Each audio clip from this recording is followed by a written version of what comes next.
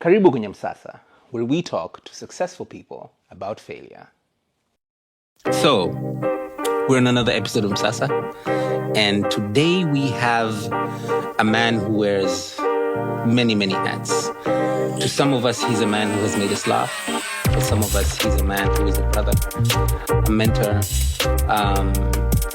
a man who has mastered crowds. And, you know, I feel like calling him an MC is an understatement, so maybe a PhD ceremony. A man who I consider to be one of the best marketing minds in Tanzania, although he doesn't practice marketing. Our guest today is Evans Bukuku. Cheers, Alicia. That was a serious intro, man. I wanted that recording. Yeah. Cheers, man. Cheers. How are you, man? I'm good, man. Yeah? Evans, how old are you? I'm 47. You're 47? Yeah. I've known you for a while. It's hard, until up to this point, it's hard for me to kind of be able to kind of pinpoint or even predict what kind of path you had growing up. So could you paint me a picture? Paint me a picture of how Evans grew up. All right. So Evans grew up. My dad used to work on the mines. I was born in Shinyanga, though I'm from Mbeya.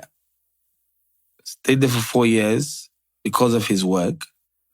He also met my mom in the same area. They got married. This is before my time, of course. Mm-hmm. That was the only way at that time. And then 4 years later, he was posted to Britain, England. Okay. So I got there at 4. An elder brother, Roy, he's now late. And a younger brother, who's still there. And a younger sister, Anika. All right? The singer. The singer, yeah. Yes. And so after that, it was like, I pretty much just grew up there. Okay. Which part? London, and studied in Kent, Southeast England. Uh-huh. Stayed there, and then my dad was posted to Belgium. And then basically we couldn't move because of Belgium. That part we went to spoke mostly Flemish. And they said this will... What's Flemish? Is that English? Flemish is more... No, it's very close to Dutch. Okay. But they speak it on the certain parts of Belgium. Southern parts speak a little bit of French as well. Mm-hmm. And so basically, it was like, no, you guys just keep on studying there. Then it got to a point whereby the contract ended, or he was now called back home. And so this was after I did GCSEs, which is O-levels. And so we had no reason. We were deported. I thought it was a deportation. I'm like, hey, my whole life is here. Yeah. Why are you guys taking us back? How many years did you stay there? 12. Okay. Whoa, that's a long time. Yeah. So you grew up. Yeah. Okay. So I came back to Tanzania, then I had to grow up again. Everything was different. Yeah. All the luxuries were taken away immediately. It was like I don't want to say prison term, but put it this way. The school that I went to before coming back to Tanzania, in the morning, it was a boarding school. Mm-hmm. And black population, of course, was very small. We had like 16 black people in 420 white, school of 420. So we were a minority, like 3%. But I remember that there were 4 kinds of eggs every morning. Scrambled egg, boiled egg, poached egg, fried egg. 4 every morning. Mm-hmm. 6 months later, niko bongo. Semoja yetu tasimaganga. Iringa. Uh-huh. There's no eggs, ain't no bread, there's uji. Uji. And uji, this is porridge, this is served at 11 or 11:15. Mm. And last time you ate was at 6 in the evening. What? You come to breakfast? That was breakfast. Breakfast was 11. Yeah. Okay. That was uji. Uh-huh. Uji was a survival thing. Because I remember uji because the difference was so stark. I now appreciate life because of that experience. I said, ish. Because uji, there's different levels. Huh? There's uji for poor people. Yeah. As in uji had no sugar, no nothing. They just put salt in it just to have some taste. Yeah. And then there's uji for people with a little bit of money, there's sugar. And there's uji is now middle class, blue band. You put some, you mix it up. Yeah. And uji now for middle class is Masaki blue Oyster band. Bay. There's coffee so for you not to fall asleep. There's mandazi. That was like the luxury. That was the first class. So, I had the uji sukari. Sometimes if I'm lucky, blue band. But it was tough times. It was super tough times. So after that, for me, that was the biggest game changer, I'd say. Because it happened so close. It was 6 months. It was like one life you're here, next life you're here. You don't know the language, you don't know the culture, you don't know the people. Yeah. Everyone that you know and understand is away. Right. And there's no interaction of day to day. Those days are snail mail, right? Right. You post a letter. My brother was still there because he was finishing his high school. And my older brother and myself was saying, don't come back. Whatever you do, don't make the mistake of coming back. Wait, when you came back, ulikuwa umeingia form ngapi hapo? 16. We can get form 5. Form 5. Oh, okay. We ended up being in the same class, basically. We were studying PCM. You did PCM? Yeah. Nice. Yeah. I almost did PCM. Okay. And then I said, no, let me do EGM. Okay. Yeah. Good stuff, man. Yeah. Yeah. We didn't choose. It's my dad. Because it was... PCM. I'm like, okay. What are the options? Is there French? No, forget French. Okay. Because good at languages. Okay. I'm like, PCM, okay. Because I was good physics and math. Chemistry was like, but physics and math was good. And so, long story short, that particular experience changed a lot of stuff. Came back home, our house wasn't complete. There were so many challenges. And I got used to a different way of living. And that kind of like, that hits you really fast. Because everything that you're used to, everything is just stripped away. And now you're like, okay, so what are you going to do? And so we learned to survive in school. Yeah. Learned to survive at home. These were the days when there was no landline. If you're lucky, you have a neighbor who's connected who has a line. You can go there and wait for a line, someone to call in. It was a whole thing. Yeah. I kind of remember. Oh, cool. Yeah. That was the days where we had a TV, but there were no TV stations. Yeah. And so let's reel that in. The best noise they can hear at that time was the tires of the TV trolley coming into we're gonna watch TV.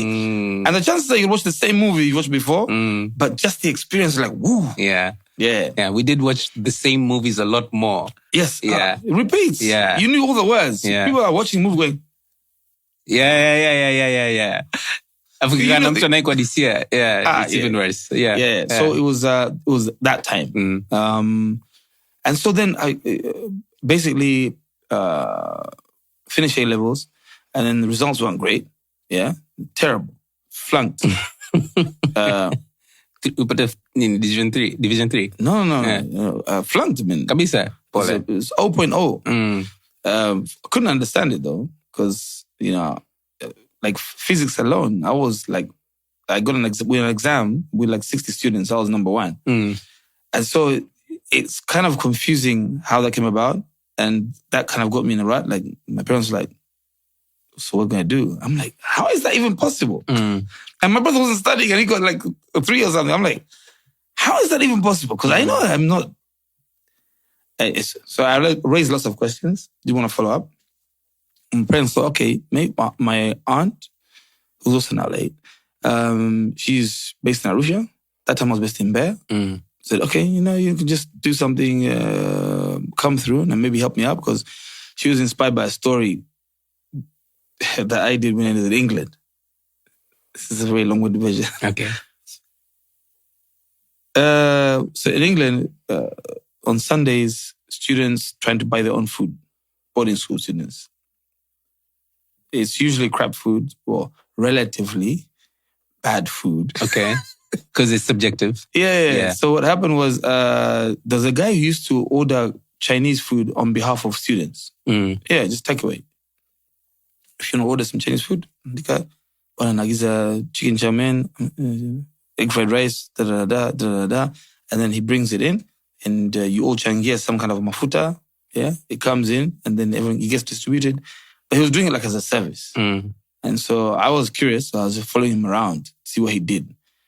And then one day he wasn't around. And guys like, we need some food. Hey, Evans, you walk around. I'm like, oh, can you do it? I'm like, oh, okay. So I did the same thing. I figured out how to do it. And then finally he left school. And then I got to do it.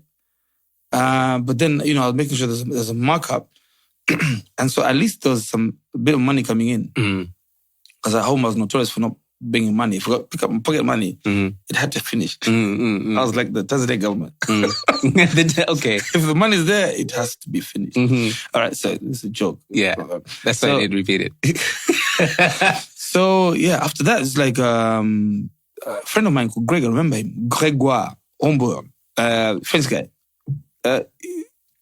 One day the Chinese guy comes through, we pay him his money, he brings in the food from the taxi, and the guy says, we're giving you so much money, so much business, because this is a weekend, every weekend. We're giving you so much business, you don't even give us discounts. And the guy says, okay, fine, I'll give you a discount if you order over £100 of orders. I was like, I can do that. I can get £100 of orders. What was an average order size? About £2.50, okay. £3. Yeah. And so like, I can do that. No, cool. And put it in. And so basically, but I kept on charging people for the fare, right? And then another time, he did the same thing. We could go to your competitors. Same guy, Greg. He was just challenging this guy for I don't know why. He just felt like it's a better deal. By the way, that same guy, he flies around on a private jet now.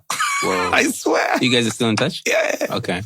All right, so next time around, we'll take this business to our competitors.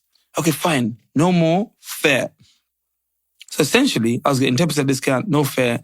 So I was like making the money off that way. I was like, this is really cool. And so... So that means you had to get 50 orders?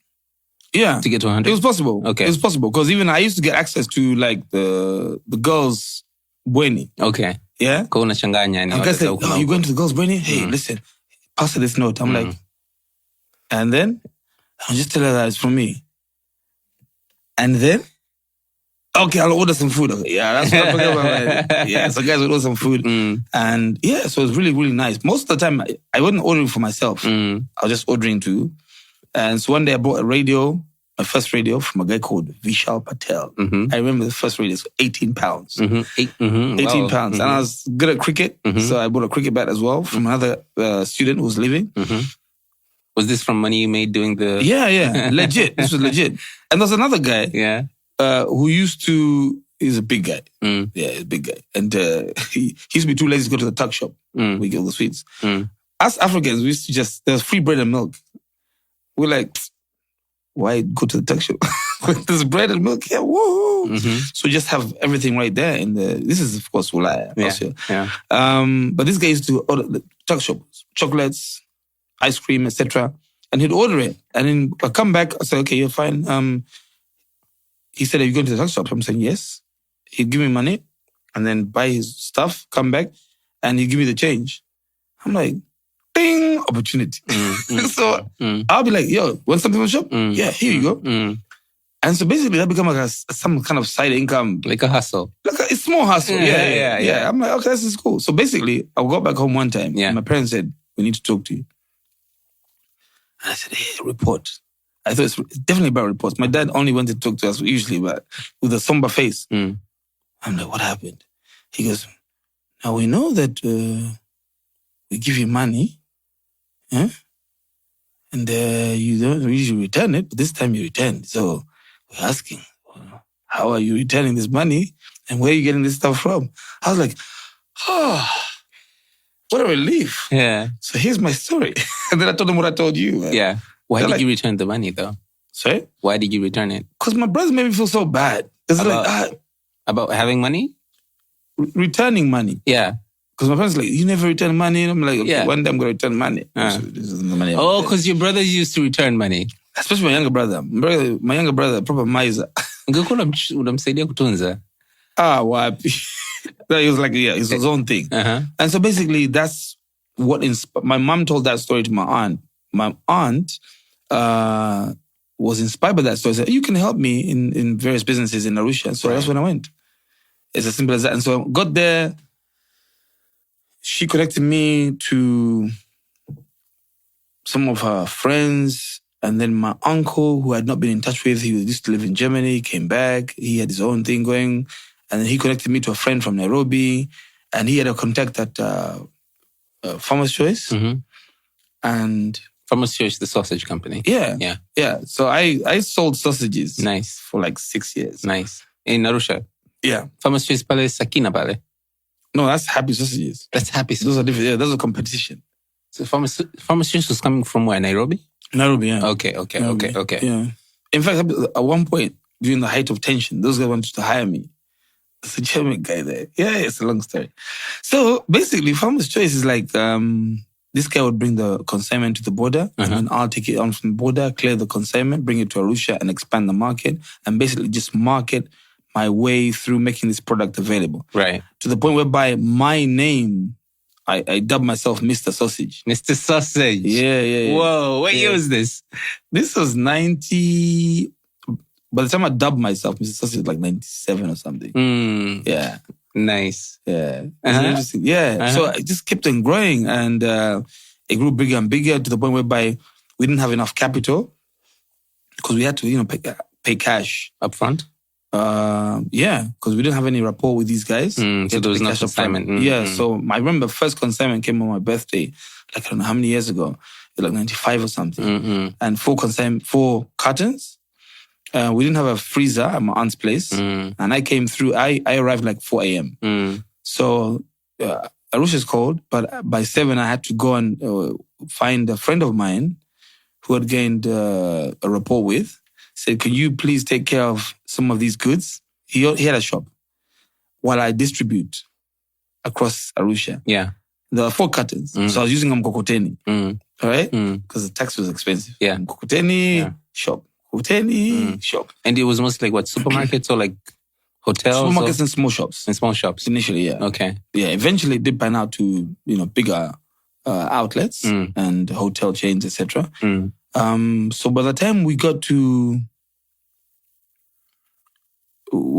basically we didn't have enough credit. They said you should get in line and in touch with the country agents. Yeah? And the 2 guys who are partners, one was Ugandan, one's Tanzanian. That's Jacob and Daudi. Daudi, bless his soul, is late. And Jacob, and they become basically my mentors. And that time I was still young. Yeah. So imagine this for me, like 95, I was still like 19. And so I've got this responsibility and I'm really just focused. But the truth is, my focus was on getting the hell out of the country. That was my focus. I was so focused. I did not want to, I would ask anyone. I was like, even initially I wasn't even drinking. I was like, no chicks, nothing. I was just focused. Do this, do the work, do the time, and get out of there. And go back to London? Yeah. Okay. Yeah. That time is only like 3 or 4 years. It was still, feasible.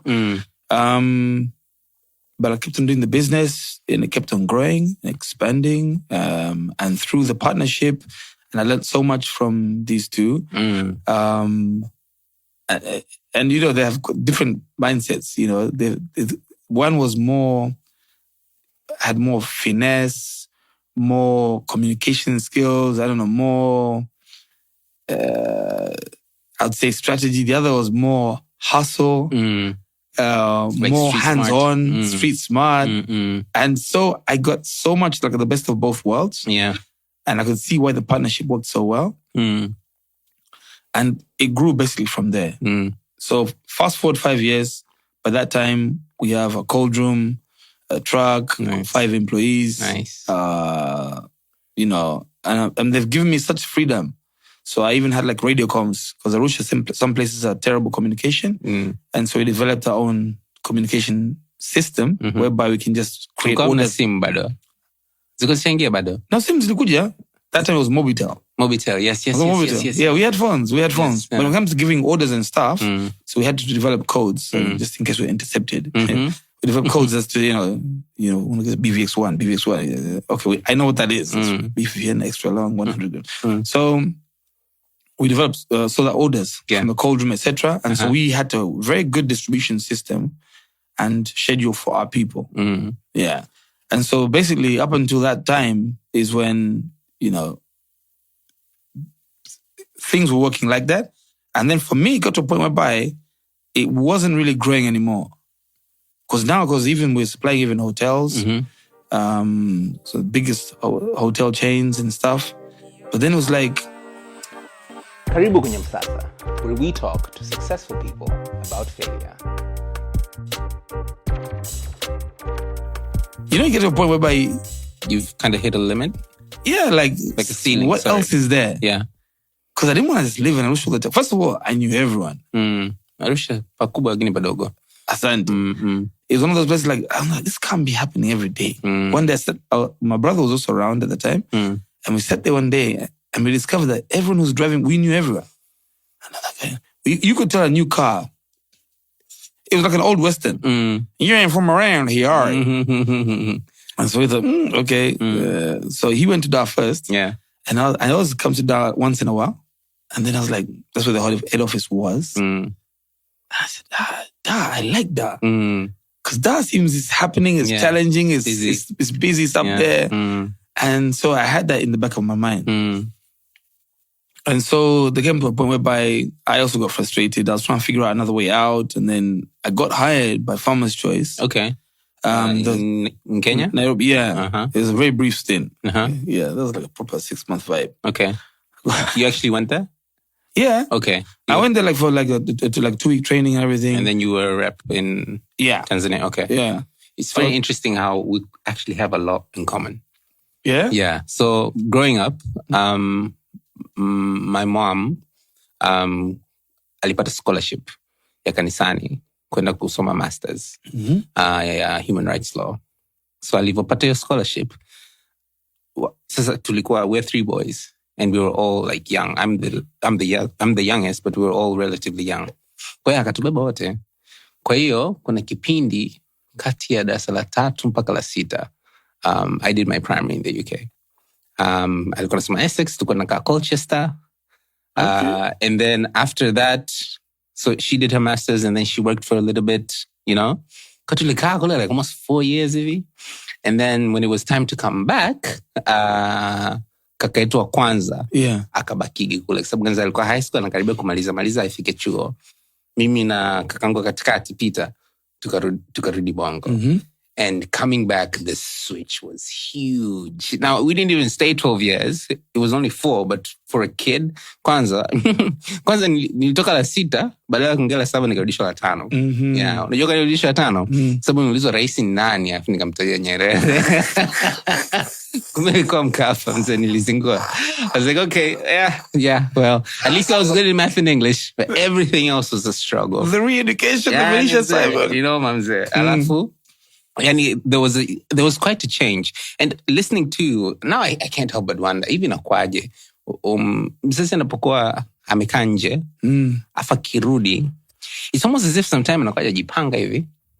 Because when you come back, the change isn't just the education. The whole life changes, like entirely. There was a time, I remember when we came back, we didn't have TV for like a whole year. I think that thing actually helped me lose interest in TV. I don't have a TV in my living room. It's just a thing. One, because I think it kills conversation.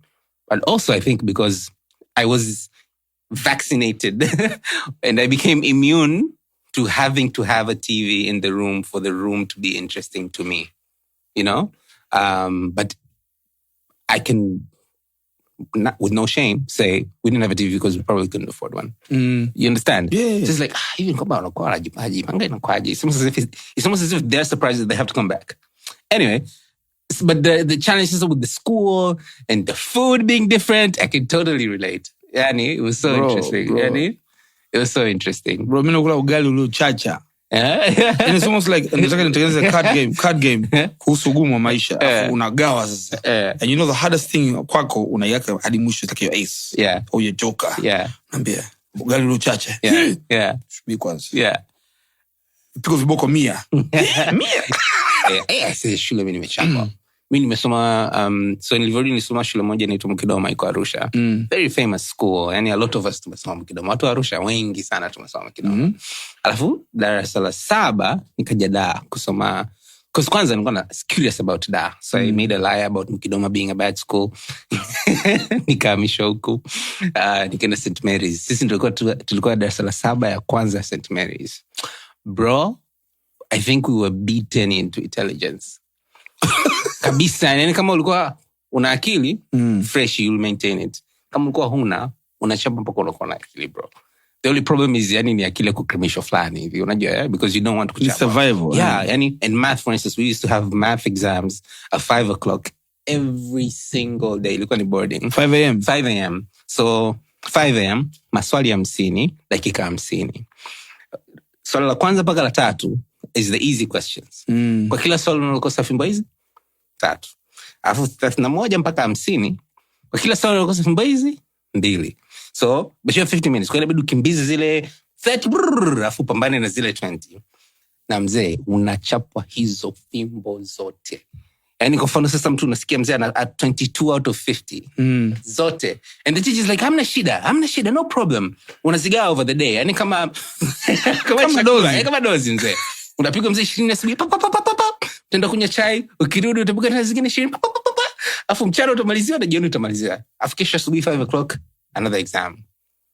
Yeah. Noma. I learned a lot in the way that education was approached. Yeah. Hiyo education, in some regard naweza nikaelewa, in some regard naweza nisielewe. Yeah. Because ukiangalia mazingira, rasilimali zilizopo, yani I went from a school ambao everyone had their own Bunsen burner in science. Unajua? Yeah. Kwamba you're doing all that. Umeshapewa dishi zako, hii ni magnesium, hii ni nini, hii ni phosphide, hii ni hydrochloric acid, hii ni nini.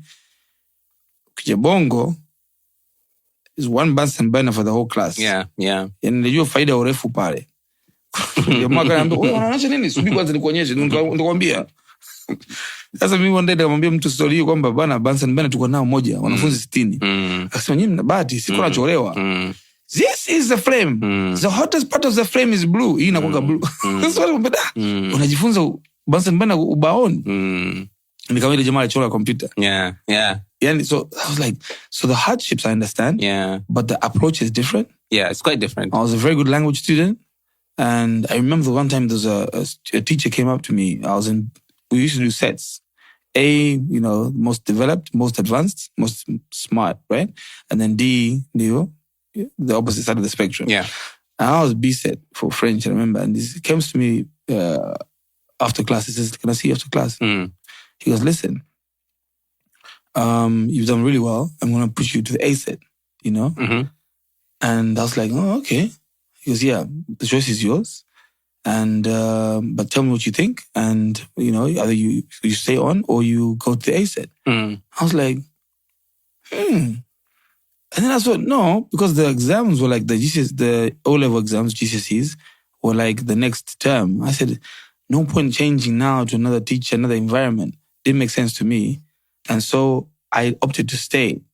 I still got the A, but I opted to stay. But the fact that mtu anakuona, anasema Elisha iko sawa, something's wrong. Anakuita baada ya kipindi to try and figure out. Akiona kama hakuelewi, au hamuelewani, he knows there's a teacher ambayo iko closer kwako wewe. Ataongea na yule teacher. Yeah. Kwamba ongea na Elisha, I think something's not up. Because nimeona 1, 2, 3. Yeah. Na walimu wanasoma psychology. Yeah. So they understand if there's something up. You never know. Unajua in the home kuna mambo mengi yanatokea. Yeah. So what happens is, maybe they're so developed, they have enough time and focus, and then of course student to teacher ratio ni ndogo. Yani wanafunzi 20, 30 kwa mwalimu mmoja. 30 yenyewe ni kubwa. Kibongo bongo hiyo. Yeah. Mimi nasema 60 kwambia, una bahati 60 kwa 120 sisi. Yani mpaka uitu jina lako wewe. Unaona mwalimu mmoja atakariri vipi majina 120? Anaita bonge vipi? Wewe cheupe? Wewe Masai? Yeah. Yani unaitwa kwa Yeah. And so that's the starkest difference that I discovered in the education process. Right. Especially coming from a different environment. Some of the methods work though. Yeah. I mean, I remember at the time, I got 98 out of 100 in math. Like it was really out of fear. Out of fear. It was as if nafanya nekta ile naona anaweza kanizingua tena baada ya nekta kanikizingua. But the methods are very different, and which comes to an interesting conversation where, now we're a little bit older. I don't have any kids yet, but I have friends who have kids, and they have interesting conversations, sometimes arguments about mtoto aende shule gani. Kwa sababu kuna ile kwamba mtoto akienda shule fanya kizungu sana, anaweza ka out of touch with reality. Kwa how do you, and then akienda shule ambayo ni ngumu sana, is unnecessary ugumu, especially kama umeweza ku hustle so that they don't have to struggle, you know what I mean? And then there's always these interesting balances where you kind of have to figure out how are you going to expose a kid to the right kind of environment so they learn how to think. Because I think that's the biggest difference. Hata hapa Tanzania, some of the schools that are quote unquote international schools, some of them are actually really good schools. No lie. They're really good schools. And you can tell they're good schools because of the output. Yeah, of course. The people that you meet later. And then hata kama wote mmesoma ED au FM, kuna namna some of these schools help equip kids with the ability to think. Sio kujibu swali, yani ujue jinsi ya kufikiria. Na hicho ni kitu fani yani unajua, I remember when I started looking for my first job, unajua out of uni, and you know you're uko kwenye soko la ajira, and kulikuwa kuna namna fulani hivi kuna upendeleo wa watu waliosoma shule za nje. Lakini kuna namna fulani hivi sasa hivi unaanza kuelewa. Why? It's not because amesoma nje. It's because jinsi vyuo vya nje vinavyofundisha, kuna namna fulani unafundishwa kufikiri, critical thinking, and not so much. And critical thinking is about solving a problem. It doesn't matter what the problem is. It is. Yeah. Don't tell me about problems. Tell me about solutions. Find the answer to an extent whereby you could be answering a question, like a history question, and wewe unaweza kumshawishi mwalimu akupetiki, even if your history is wrong, you know.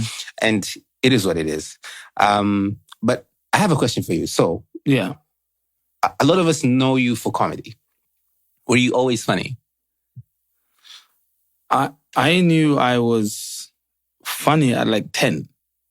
Okay, like a long time ago. I remember this because I used to, because the people would react around me. I'd do things which were like things nobody wouldn't do. Just silly stuff. And it'd entertain people. So I knew, I used to buy stuff, even the little pocket money I had, I'd buy stuff for entertainment purposes. You know? I'd buy, I don't know how to explain it. And I'd just buy stupid stuff. Okay. You know, stink bombs and the whatever. Stuff magicians buy?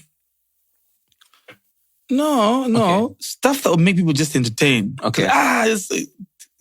Small toys and gimmicks and stuff. Okay. But I remember that conversation could never really be had with my parents. Here I am being educated in England, and I don't have it. I'm like, hey, what's your plan? The plan is this way. And I can imagine where that was going, basically. It just wasn't, for me, it was like a non-starter. Okay. So I remember it was just a thing in my head. And for us, I used to see our stuff on TV and I could identify with it. And I could say, I like what this guy is doing here. Yeah. And nowadays, when I watch anything, a movie, series, I sometimes know at verbatim the next line. I know exactly what's going to be said. And they say to the point whereby my ex was like, "You've seen this movie, I haven't seen it before. How did you know what he's going to say?" I'm like, the setup is right. You can tell where it's going. And this is going to be it. And she goes, no. I'm like, no, I've never seen this movie before. And it happened again and again and again. So I knew that I had that gift. I didn't know how to... in those days, they didn't really make it open that, you know, that there's money. It's something that you can create a career out of. And so that became the difficulty. Yeah. And so I kind of like, you know, let's play safe, get good grades. Yeah. Go to uni. Yeah. That. Yeah. Can't blame them though. I mean, the times, the times are different. I, for instance... I don't blame at all. And in fact, I'm thinking that sometimes even what you think, you are afraid, but it's better you go out there and try than not try at all. Could be that your parents also saw something, but they want you to be the first one to say it. So it's not like them that put it on you. Right. And then later on things don't fall apart. And they're like, but you guys... Yeah, precisely. Yeah. And because after that, later on in life, they always supported me. Yeah. What I wanted to do. I was like, it was just maybe in my head and I didn't know how to, you know, put that question forward. Maybe, but also parents do sisitiza shule. Yeah. Yeah. It didn't mean you have to leave. Yeah. But sometimes, like out of school projects, etc. Yeah. You can see when someone's lights spark up. Yeah. And that's the passion being ignited. Yeah. You can say this person, this is what they're good at. Yeah. Yeah. Yeah. And so for me, that's it was a long journey. Yeah. But the process of selling sausages helped me because I was branding myself. Okay. I used to be a pool player, right? Kick-ass pool player. Pool table. Pool table, yeah. In Arusha, I was like kick-ass. Sandeep kule. Hivi Sandeep ilikuwa wakati uko Arusha? Nah, Okay. How old are you now? Wait, probably 7, 8? This was in the area of like Vegas? Yeah, Vega. Sindio, sasa Vega iko hapa, Sandeep iko hapa. But those Sema guys... Sandeep walikuwa wanakaa washikaji wanakula sana mirungi afu Vega pazuri hivi kuna Wahindi. Basi, I remember it was the final. Semi-final. Mimi na mwindi moja hivi. Chumba hicho kiligawanyika. Kuna Waswahili huko, kuna Wahindi huko. Yeah, it was like a competition. And the winning prize was a TV. Nice. But I was good at pool. And so when I played pool, I wouldn't write Evans. I write Mr. Sausage because that was my branding. And I realized later on that was my branding mind. That who's Mr. Sausage? Because everyone would ask that question. Who is sausage in Donald? Instead of a sausage. And then by that I Mr. Sausage. Yeah. And then later on, I had a mobile kitchen and I called it Mr. Sausage. Yeah. So hot dogs and stuff. Yeah. And so I'd always tap those branding, those small activations in restaurants. And this is how you create a hot dog. This is how you can prepare a sausage. And so I realized that I was already doing below the line activations, getting guys engaged with the brand, asking questions, knowing prices, knowing to find these things, purchasing on site. So when I met up with the guys, the Clouds guys, Kusagas, family, and Nini, that's where I met them. I was selling sausages. Really? I said, Lake Party Duluti. So those Lake Party, we go on beach party. I said, guys. Beach in Arusha. So, Lake Shore Beach for you. So I said, can I sell sausages? Like, yeah, no problem. I'm like, cool. I'm going to sell sausages. And so in there, and we had set up our own tent, and I used an apron, everything, like a proper chef's hat, and would sell our sausages, hot dogs and everything. I think I've still got pictures. And nice. And that's how I got to know some of those families. I've still got some of the pictures from way back when. And so that allowed me to have the confidence that this actually works in terms of marketing, but also meeting people. They're meeting you through the house. So I used to sell sausages in a nightclub. I never knew there was a lunchtime ya usiku. Have you had a lunchtime ya usiku? Sindio. Yani, I'm in a club. I remember it was Mawingu. Mawingu. Yeah. I've lost 2 phones there. You had phones? Okay. 2 phones, man. Anyway. Yeah. So, saa 6:30 ikifika, it's almost as if guys umeongea, oya. Everyone came to our place, bought sausages. By the time we got to like 1:30, wanapotea. I was like, how is this? And it happened again and again. Guys went to lunchtime ya usiku. Guys just knew that they were hungry, they were peckish, wanted to continue eating so they can drink. Poa kabisa. So I used to sell stuff. Mpaka 3, 4 in the morning, I'll be selling sausages, just hustling. And so for me, that helped me discover myself in terms of some of the skill sets that I had. Like using your charm through comedy and humor to know more people, but also pushing a brand forward so you'll be memorable. Right. The experience will be memorable. It's a weird story. Yeah. Guys sell sausages but it wasn't comedy. Yeah. It wasn't public speaking. It was just the hustle. Okay, so when did the comedy actually become serious for you, at least? Comedy became serious in 2009. Okay. A friend of mine was also in marketing. He was a marketing manager for a location, which was owned at the time or managed at the time by Carlos from Smaksamaki, who I also knew at the time.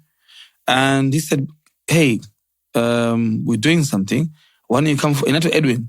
Edwin Msiba? Edwin Msiba. Yeah. He came and was like, hey, we're doing this, comedy night. I was in comedy nights. I'm like, I think I met Edwin through you and Grace Matata, actually. Yeah? Yeah. And so he said, come through. I'm like, you know what? I think it's time. You know why? Because since 2003, 2009, guys were telling me, you're funny, you should do comedy. You're funny, you should do comedy. But there was no one to do comedy. There was no club, no nothing. And so at this time, point, Tushamiada. Karibu kwenye Msasa, where we talk to successful people about failure. In Shamida, okay. I came to Dar in 2001. Okay. End of 2001. So I was in Dar, did some hustles here and there, worked for my uncle. I was, again, activations and sold cars for a year. Yeah. Nice. It's all a very interesting experience. It's a growth experience. Yeah. I'm still in touch with those guys in parallel. Excuse me. So 2009, so fast forward. 2009, I'm already MCing. So Nishan's go MC. Okay. Oh, so there's a MC before. Yeah. Okay. For like what, weddings or no. Corporate gigs. Corporate gigs, okay. Yeah. Kazi yangu ya kwanza, laki moja. Cash. That was the first gig. Yeah. Laki moja. So by 2009, yeah, I said, you know what? Let's just try. But that time, kidogo media, ilikuwa imeshaanza yani internet and stuff. So we had access to videos and CDs or DVDs, wasanii wa uchekeshaji. Yeah, stand-up comedians. Unajua? And so, yeah. And so got access to those. And that time, those were hot. Yeah. Like Chris Rock. Yeah. He was super hot that time. So I listened to his stuff, downloaded some of his stuff from online. And zile, kumbuka LimeWire? No. LimeWire was like a torrent. It's a torrent. It's like a uTorrent. It's a torrent. I don't think I knew how to download at that point yet. Oh, okay. Yeah. We were old school. Okay. Bwana, yeah. I see. And my sister, Enika, and there's Fred Saganda, and a friend of mine called Bob Rich. Kasema, we can do this. So all four of us went. Because Bob Rich is a super funny guy. I believe that he's got such talent. And a friend of mine called Peter is also funny, but he refuses to be funny as a comedian. Right? But he's a hilarious guy. Okay. And then Saganda, he's a guitarist, but he's multi-talented. He's like he's like a savant kind of. He can fit in anywhere. Okay. But he's also really funny as well. Does lots of accents. Unakumbuka wimbo ni jinsi gani tutawini maishani mpaka siku tunasema buriani. Ni jinsi gani? You remember that song? I remember the song. The guy who sang that song. Aitwa nani? Saganda. Fred Saganda. Hey. Okay. Yeah. Okay. And I remember listening to that song and I'm like, that's the guy. That's my guy. So went there. It was Malaika. Was it before it was Malaika Quentin? Malaika Beach. Sonogala Beach. Malaika. Balamo? No, it was Dar Live. Dar Alive? Di kule Mbagala. No, Dar Alive. Dar Alive. Yes. Okay. Dar Alive. Yeah. Kafanya pale. Stage yake najua ilikuwa ni mkokoteni because the theme was like things found in Dar. Okay. On the beach, on the coast. So mkokoteni kwa ndio stage na mapipa. Kasimama pale. Tukaanza kudeliver comedy. Yeah. Did people didn't laugh? It was all wrong. Okay. Yani, everyone was doing their own thing. Wengine anatusikiliza, wengine hatusikilizi. We're on the beach. Sielewi. I'm like, how come it's not working? There's a table, iko pembeni hapo. People are laughing. I'm like, are they laughing at the jokes or laughing at their own selves? Tukamaliza pale. Yeah. Wenzangu walichoka. I'm like, man, this is ridiculous. How come it's not working? They go, you never know. I'm like, no, let's do this again. Again?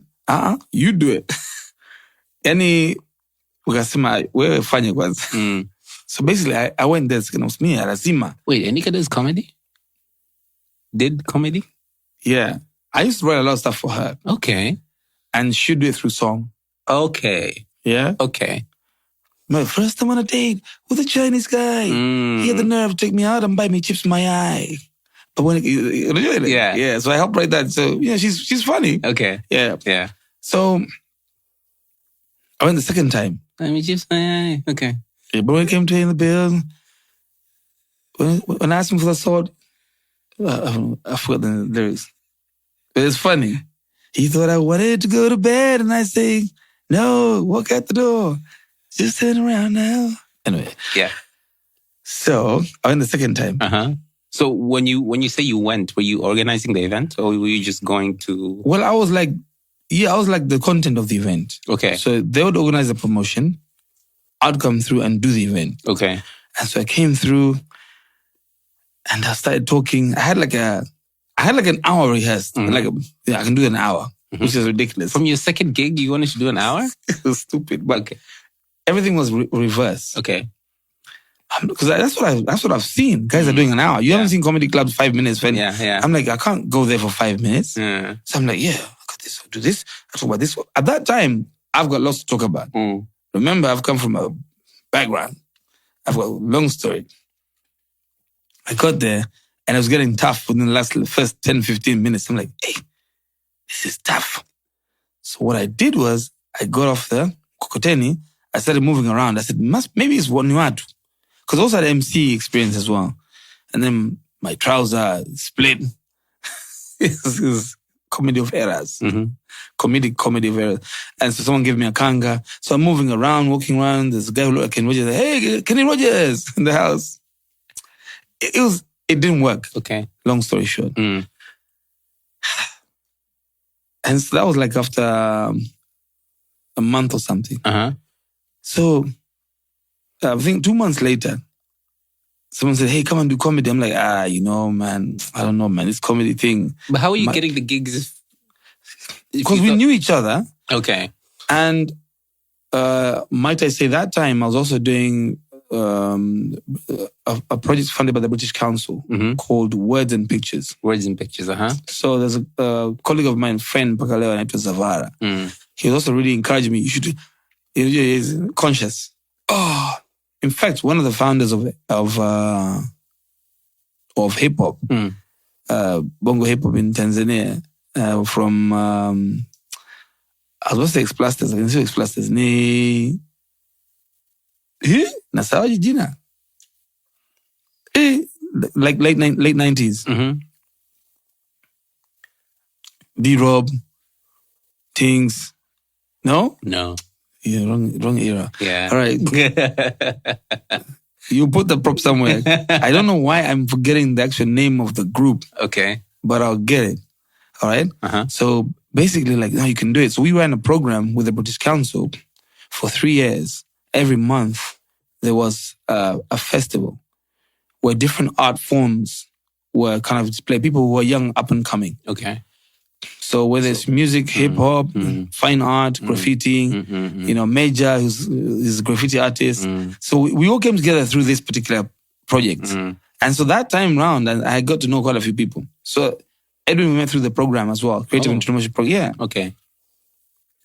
And so the third time, someone said, come and do a gig here, no, you are 1, 2, 3, 4. I'm like, I don't know. And it was at Hugo Park in Ndani. But I did it. And I got there, the audience was like 20, 25. But it was all tightly packed and it's all focused on one focal point. Yes, the Hugo Palivo. Yes. Yeah. And it was, there's a Swahili blues, Leo Mkanyia. He was doing his guitar and song. And then I went there and did my comedy. And for the first time, it worked. It was like a eureka moment. I'm like, aha! Because I was funny with my people. I made someone pee themselves. For real. And she told me. That's what I'm like, yeah, man, I'm funny. I'm funny. But the issue was converting that, which is spontaneous, to something now you've planned. Something organized. Yes, yeah. Like there's a script. And it felt so not me. Because I'm used to whipping, like. But now this is like, so I said that was funny. Now I have to repeat it and refine it and cut the words out. It made it so weird. But when I did that, and I did comedy there for like, I think it was 25 minutes, if I'm not mistaken, or maybe less. I don't know. I think it was like 30 minutes. And it worked. I'm like, I can do this.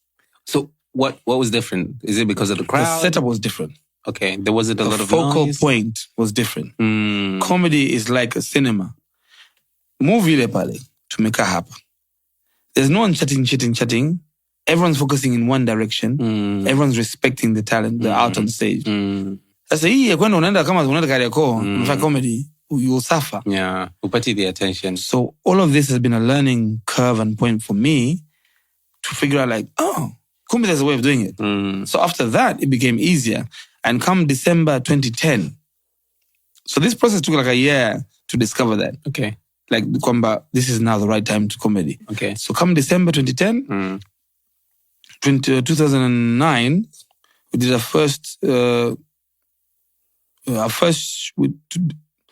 come September 2010, we did our first show, Sweet Easy, Oysterbay, and it worked. I said, okay, now it's going to work. Excellent.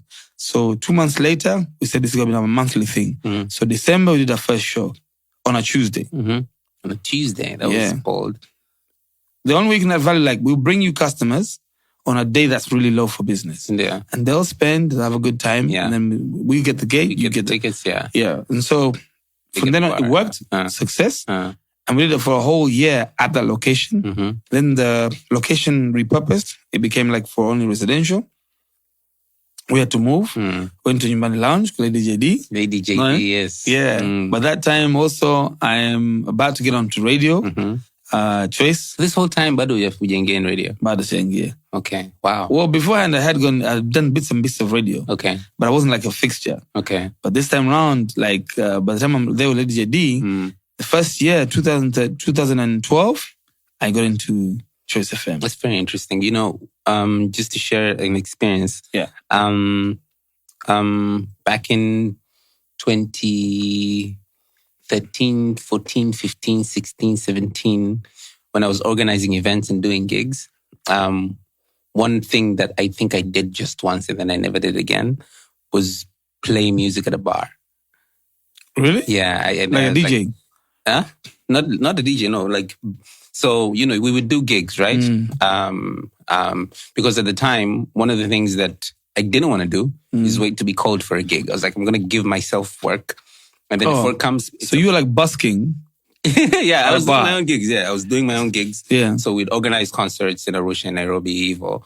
And so when people come to a concert, they're coming for the concert. Yes. So everything else is extra. You know, the booze, the food, it's extra. It's an add-on. Versus in a bar, yeah, you were very like tertiary. Yeah, yani like very tertiary yani. So tulipataga moja kwamba hey bwana namba yangu ni nini we're launching ni nini, we'd like to have a band, we like live music. And we're like but then at the time the music we were playing wasn't exactly mainstream. It's not exactly very high energy. So you kind of have to like this soul, R&B, jazzy stuff. Otherwise you don't like it and inakuboa tu unajua. I remember like the music is different. Namba nikutumia what it sounds like. Yes, this is nice. It's classy. La la la la la. It didn't work. It was terrible. And then from that day, at least me, I told my team, guys, atufanye gigs the bar. Why? Because at the bar, you're the background noise. You really can't compete with the DJ, my guy. Your guy can do chicka chicka and change the song. Umeshaandaa nyimbo mzee, inabidi zile dakika 7 zote ziishi ndio uende the next song. It's like, no.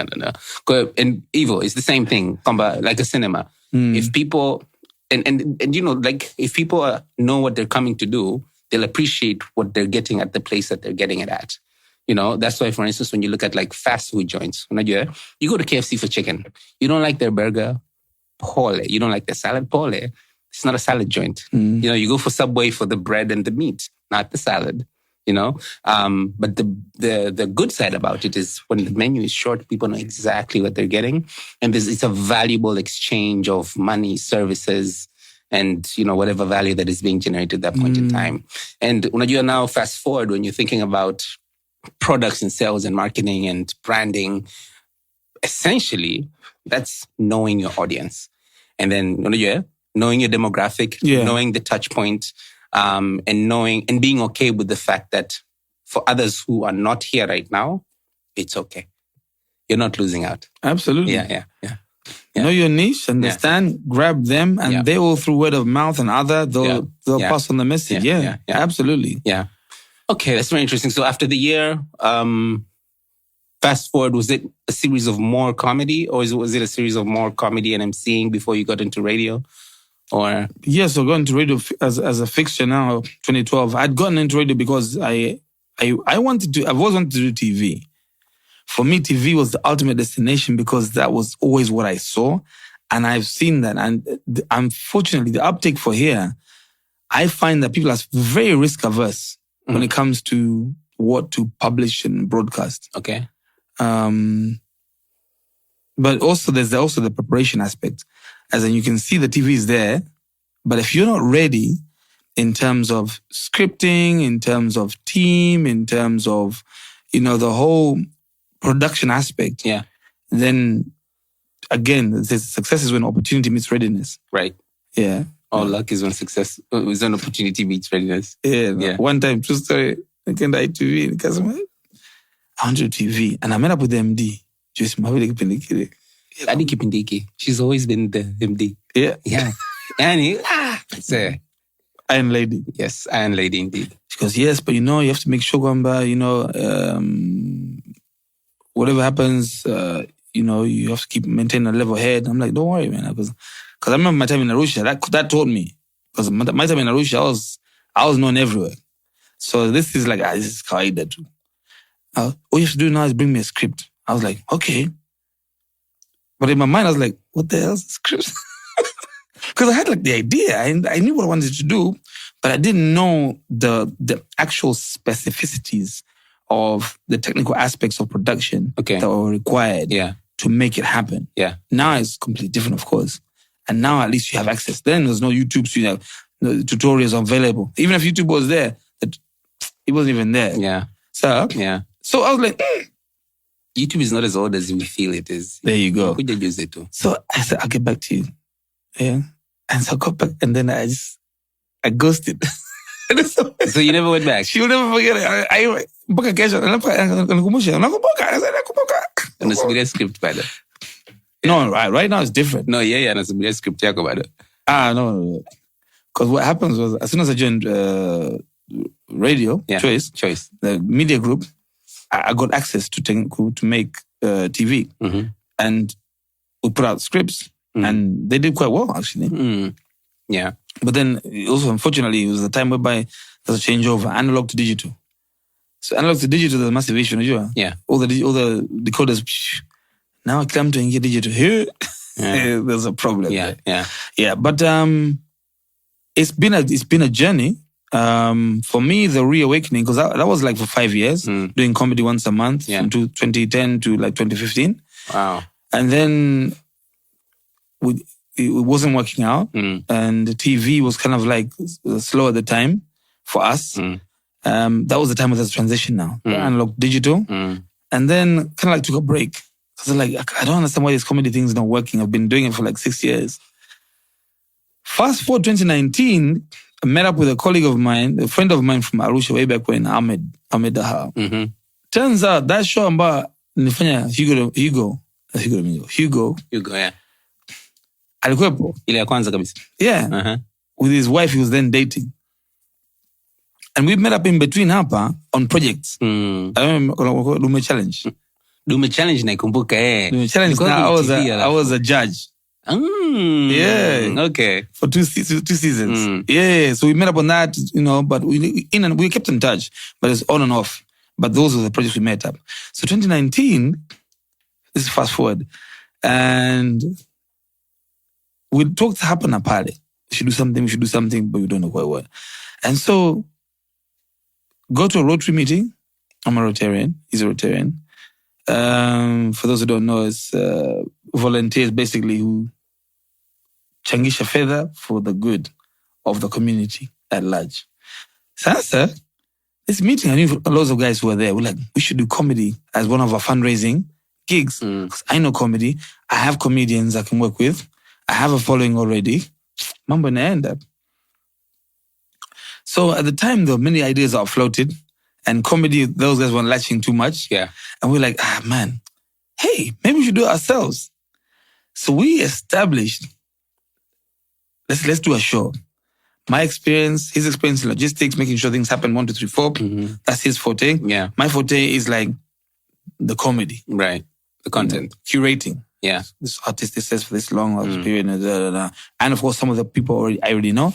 And production, since I I was in rental business for audio, visual, lighting, power, and communication. Okay. So the technical aspects of any event I've done to quite a high degree. Okay. So that I've got lots of knowledge in that regard. Is that a business you still do? No. Okay. No, I usually just focus on what I'm doing, and that becomes the add-on value addition that I can add. So if I'm doing a wedding, I know that I'll provide a sound system, and I know how to manage that sound system well. Okay. Yeah. Okay. And if I'm doing an MC, I know that if anything goes wrong, I know where to start from. Okay. Or I know I can see a problem coming. Okay. I'm like, guys, you need a free smart TV. Just do a link up. Yeah. Yeah. So, okay. Karibu kwenye Msasa, where we talk to successful people about failure. So, that happened. First gig we did, success, sold out show. Second gig, sold out show. Third gig, made a company. And we realized, okay, you know what? We're doing big gigs, but we need to do smaller gigs to build comics. Yeah. Or else other comics are not growing. Yeah. So instead of growing comics, like let's do like a show once in a while. Mm-hmm. And that time we went to Elements. And they approached us and said, we want to do something like, well, I think we can do it. And it became like every other Wednesday. Yeah, 2 Wednesdays a month. Fanya comedy show. And it was really good. It was very well received. Yeah. And we said, we can do this. Yeah. And then, what was it? Then I think it was like the COVID outbreak vibes. Yeah, 2020. Yeah. Yeah. There's a bit of a breakup occurred. And then we moved to another venue. We did like every Friday. Back to back. Friday. Ikifanya vizuri. And then COVID part 2 came back. Yeah. Yeah, I remember. Yeah. And so after that, we moved to other venues. We kept moving around and getting customers and clients interested in what we're doing and maintaining and really fine-tuning our product. And so over 4 years, we've done, I don't know, close to 300 shows. We've done workshops, like over 30 workshops. Yeah. We've had artists come from about 15 different countries to perform on our stages. And so the product has really, really grown and matured. Yeah. And we've also matured as individuals, as artists. Right. He's also gone onto the stage. He's also done lots of comedy. He's done stage time. Yeah. I didn't know he did comedy too. Yeah, he challenged himself. He loves challenging himself. Nice. He challenged himself like, I can do it. I'm like, but why? I'm the comic. You're the ops guy. Why are you going into this? He goes, no, it's important that even the artists know that it's possible. And let me be a living example. Okay. I'm like, okay, it's cool. And so, yeah. And so having grown like that, it grew me in so many ways. You get to communicate better. You have to be very fluent. Radio taught me a lot on how to pace yourself, how to change your cadence accordingly, how to really get, my rental business allowed me how to figure out how to use the microphone, to develop an intimate relationship with this tool right here. Right. And when I did a workshop, and I'm telling these guys, there's one part we just focus on technical. Like the microphone, the stand, understanding how to do a sound check, understanding the importance of talking to your technicians who bring the best out of you to the audience. So mic control and sound. Everything, anything technical. And of course, the stage, but there's a part where we just focus on anything technical, clickers, kidogo, when you're presenting, just so they get an understanding of tools, wireless, handheld microphones, and then of course wired cable, gooseneck microphones, stuff like this. There's a condenser mic. So all of these things you're teaching these guys. And seeing them fast forward, one guy who'd never been on stage in 2019, before we did our first show, he'd never been on stage. This year we went with him to Cape Town. And he's performing to South Africans. Is this Dale? No, this is Hamis Mde. Hamis Mde. Hey, is that Hamis Mde? No, Hamisi. No, Hamisa is Mobeto. Okay, yes. I was like, wait, what? No. Hamisi was here. Yes. Hamis Mde. So, and he was well received. Sorry, Hamisi, but that's not a terrible comparison. Yeah, it's not. Yeah, completely different. So I've seen the growth. I'm so blessed to witness it because I'm saying, I wish this was here when I was there. But then in hindsight, I'm saying, no, it was the right time. Yeah. God's timing is the right timing. Right. Because, but were it not for an easy way for me to grow, who would know where this particular industry would be? Right. Who would be the one to grow it? How long would it take? Yeah. I've done comedy searches, Chief. I don't know if you remember C2C. No. What is C2C?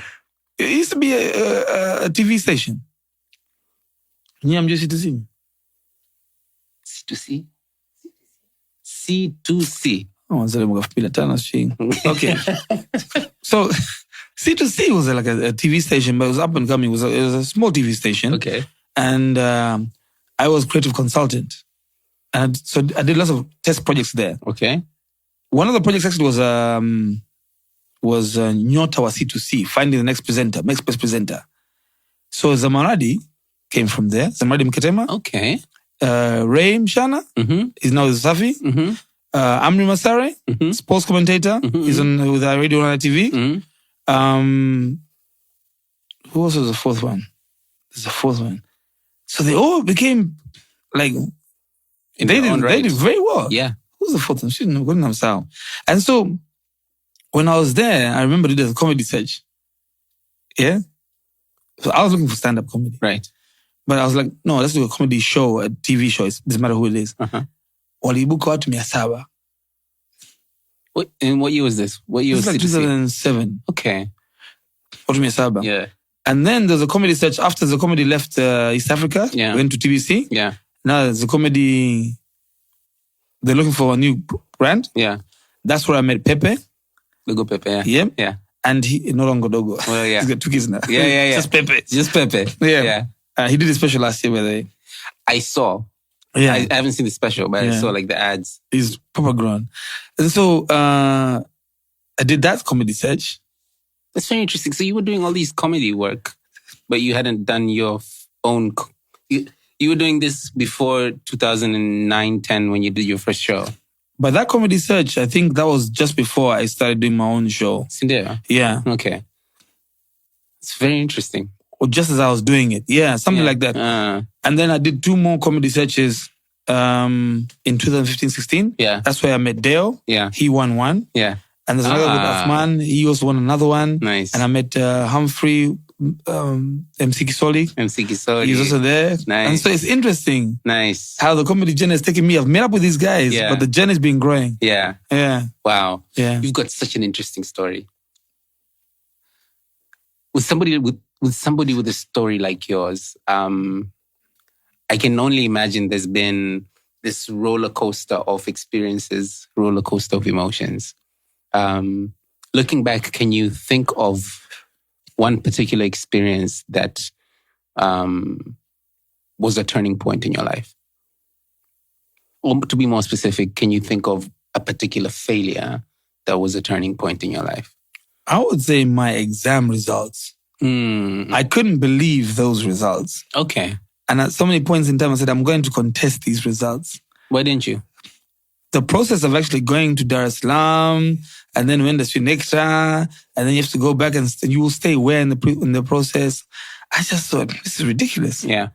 I'm like, how could I fail that dismally? I couldn't understand. I really, to date, I have a question mark. Okay. But that is almost like it caused me to say, let me prove you that I'm not stupid. And even in school, I said, how can that be? And so I made it my mission that time. I'm going to, whatever happens, it will happen. And so I was fortunate by 21, I had my own place. Yeah? Yeah. Yeah. At 21, I had my own place. So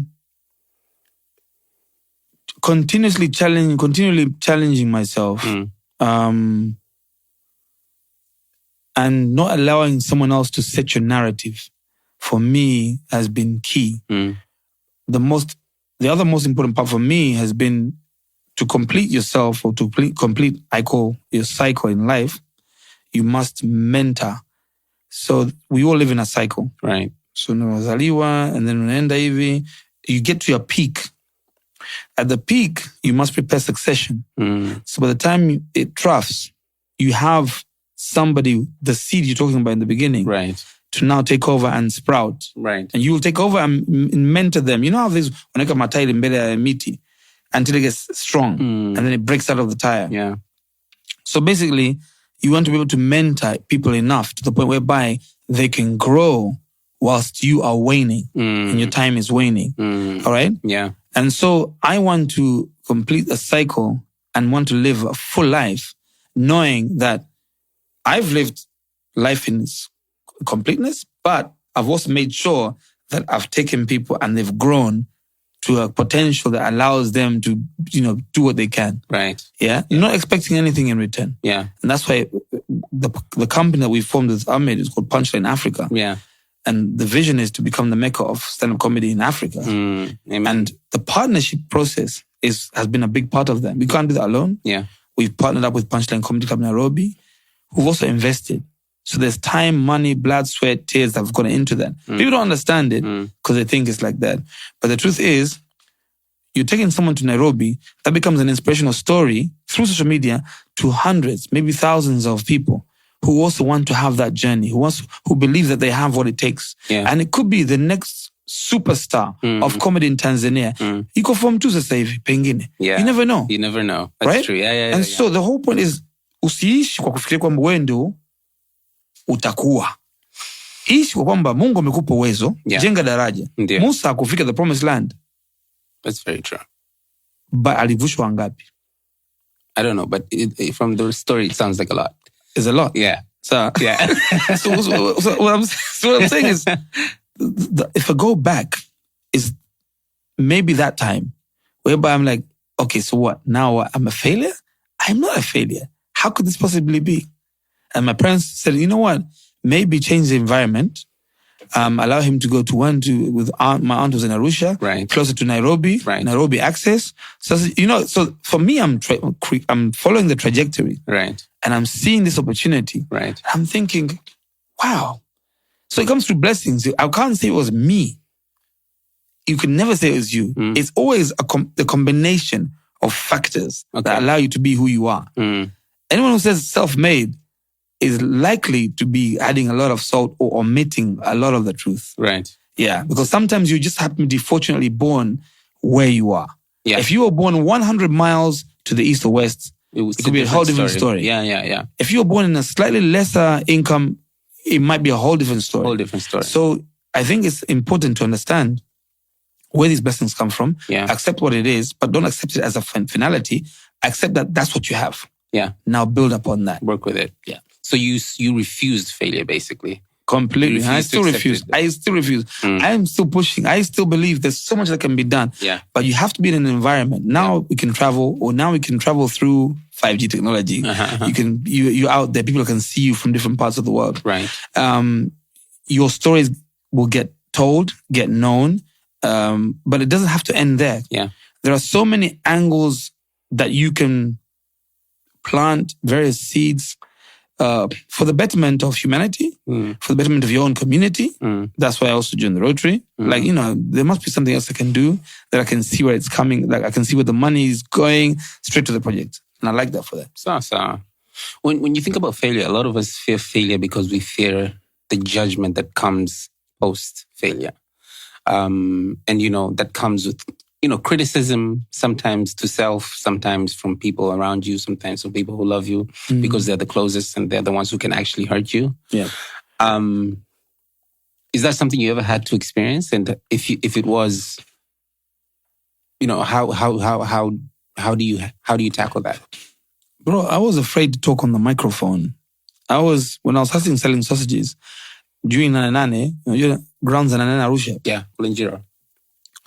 So I had a banda there for those 8 days, 10 days, and selling sausages, hot dogs, getting the culture in. You have to sell, of course, beers and stuff, alcohol, beverages and soda, etc. And so my late uncle, Uncle Steve, so he was a maestro. He's one of those guys who had the gift of gab. He can sit in front of people he doesn't know, cab drivers, boda bodas. I left him once, I was heading to the office. I came back after 15 minutes. He has people around him listening to his story. He does not know any of them. I was like, man, that's a gift. Yeah. So one day we're there and he's talking. Hey guys, do you know who's running this banda? And I heard that. I'm like, yeah, tumuonyeshe. Yeah, tumuonyeshe. Of what? Watu hara. I said, tuletea. I said, tumuone. I said, I went and hid behind the freezer. I swear, I kid you not. I remember this story. I can see it in my head. Nikaenda kujificha nyuma freezer. Yule pale jamani, karibu. He started pointing towards me. Yeah. I thought, this is terrible. So nikaibuka hivi. I went to the stage, and I didn't know how to use a microphone. So he was like, talking on a microphone. It was a microphone. He was talking on a microphone. Yeah, and then he gave me the mic. Okay. Introduce yourself. Tell us what this is about. Okay. Yeah, midnight. I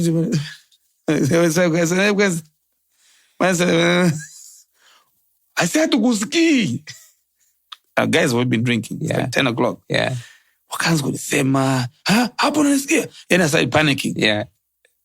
Like they were attacking me. Now, I fast forward that incident to many years later, I can speak comfortably and confidently in front of royalty and presidents. That for me was a turnaround. Like, it wasn't easy. Yeah. But I remember where it came from. So moving forward, I'm like, that's why I'm starting a class, kabisa. I'm like, guys must know. I started hapa. Yeah. If I started there, mi naogopa kabisa. Yeah. Wewe unashindwa. Yeah. Haiwezekani. Yeah. You just need the right tutor, the right platform, and you get there. That's why I'm saying the story of Hamisi. Yeah. Never been on stage. Yeah. 4 years later, I'm like, yeah. I was lucky enough to join a music academy. Yeah. This is between the age of 19, 20.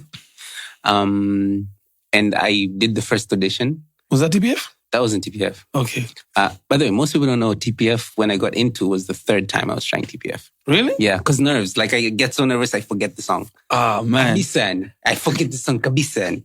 TPF was interesting, because mara kwanza, walikuja kama Arusha. ujui basi ni Taska Project fame. Mara kwanza walikuja Arusha, alafu, hivyo yani, nikasahau kabisa. Nikafika pale nikaiba kitu kabisa yani, alafu ndo nikaharibu.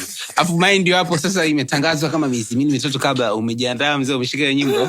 Hey, you sing it for breakfast, for lunch and dinner, unaogea, unalala hiyo. Fika pale mzee, namkuta Ian, si namkuta na nani. Bro, forgot, sang something else. And then, baada ya hapo, nikamind, kwa sababu ilikuwa Arusha afu Nairobi. I was like, Arusha, Nairobi, karibu. Nairobi. You the same year. Nikaenda Nairobi tena. And Ian saw me. He's like, you again. Okay. Same thing happened. Nerves, I forgot. Second year, same thing happened. I forgot. Third year, ikaletwa da. But maybe it was also God's plan because I wasn't 21 yet. So I was lying to be 21, but I wasn't 21. Third year was actually above 21. Ndo nikaja da. And I auditioned in front of Banana Zora. No, Babaki Banana Zora. And I got in. And then I went to Nairobi. And then I auditioned the first time. And I kind of sucked. But he gave me a second chance. He's like, man, I've seen you too many times. Do you want to try again? I was like, yeah, I want to try again. Let me try again. And then I got in. And then, yeah, it happened. Ah, nice. Yeah, but what's interesting is, kipindi hicho, all that nerves. The first time I actually did an audition, it was for Music Academy, Nature Sauti Academy. It's in Nairobi, Kenya. It was basically where the home of Sauti Sol is. That's where those guys were groomed. And mentorship is such a big part in people's lives. If you're lucky enough to find somebody who gives a fuck, hold on to them, you know? And I auditioned there behind the door. So ilikuwa ni kichupa kidogo. There's this lady, mzungu anaitwa Natalie, God bless her. And this other guy who was a vocal coach. And same thing, maybe even worse.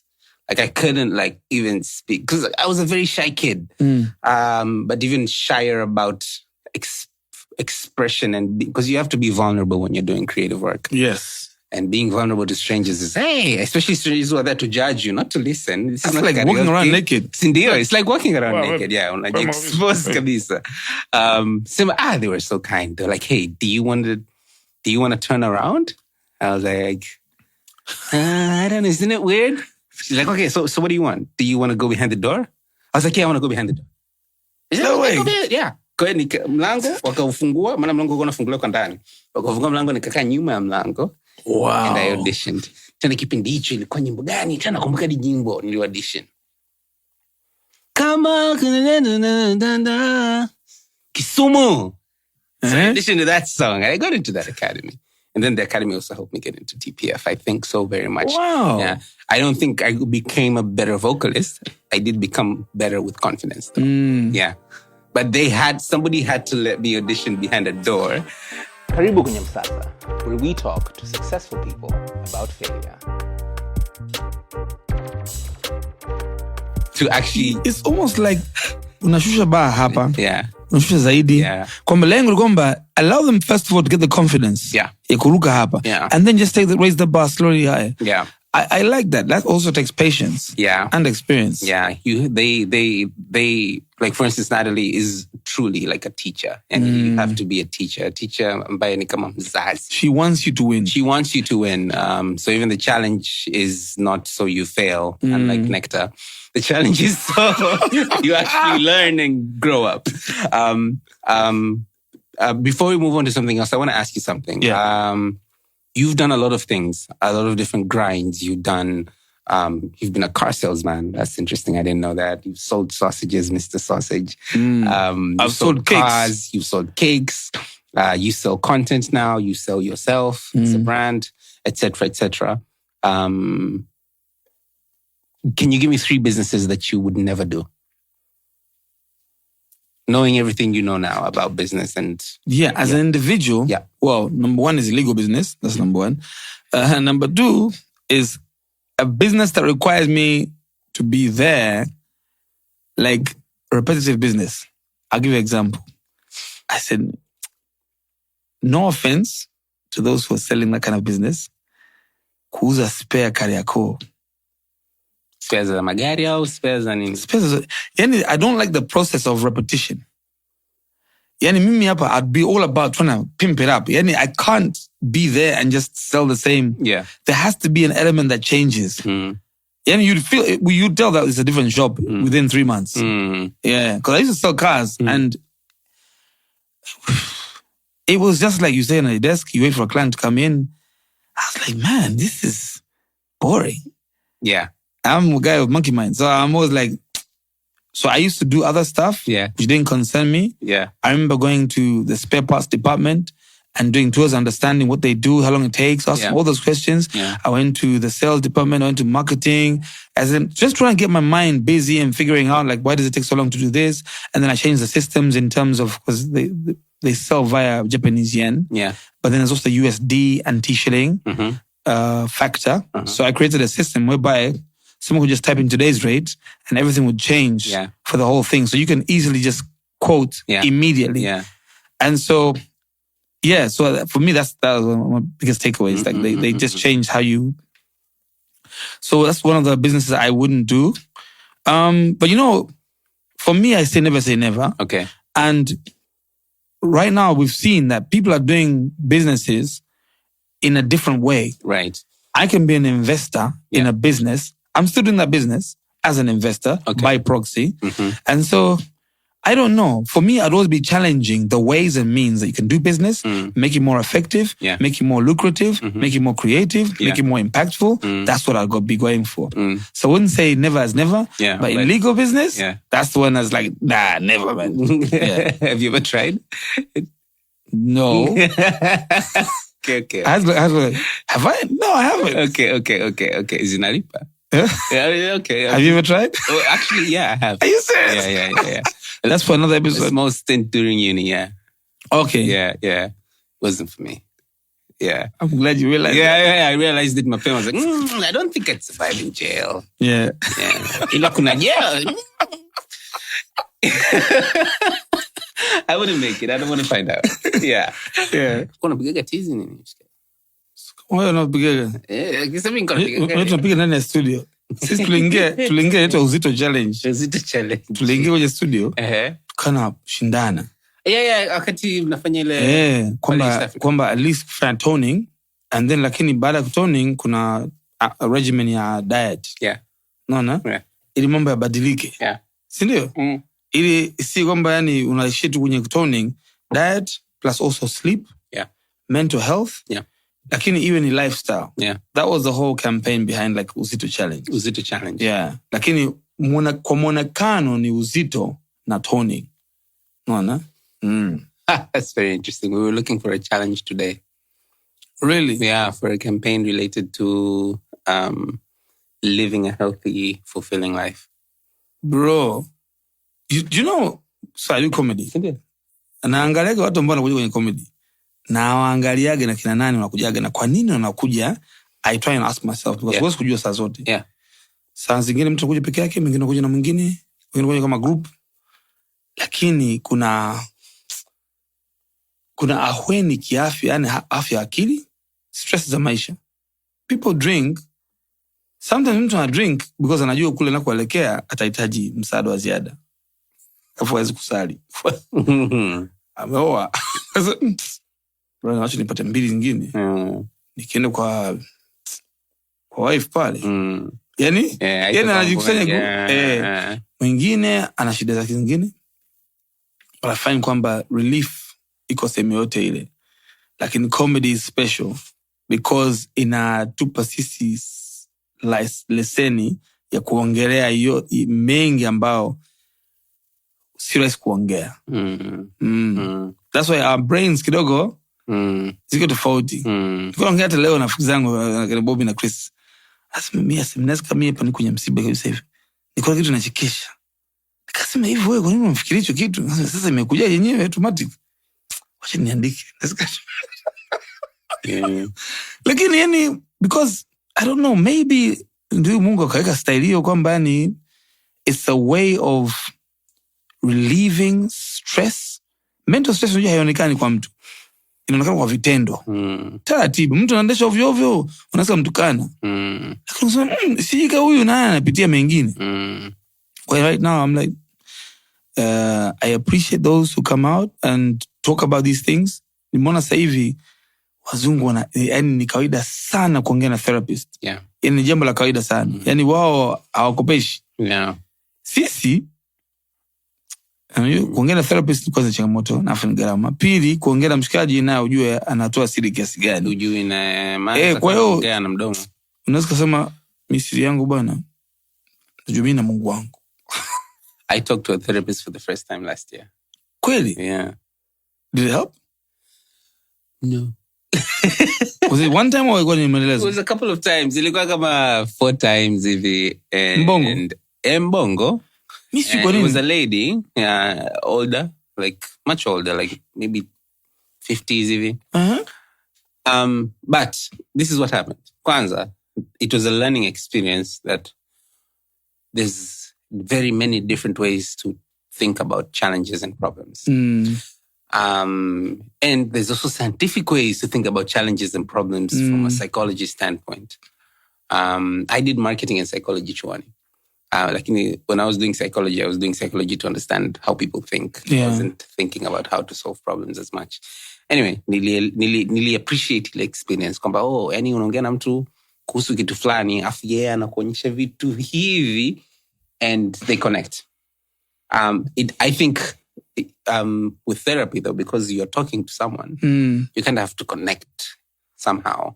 Because when you connect, then you can trust. And then when you can trust, you can be vulnerable. Absolutely. I don't know whose fault it was, yake or yangu, but that connection didn't happen. So I stopped. Yeah. But I didn't stop because I didn't think it wasn't working. Yeah.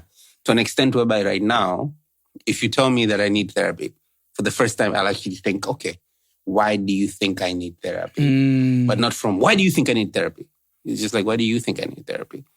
And I'm very open to it. So I'm so open, I would support somebody else open-heartedly to go to therapy.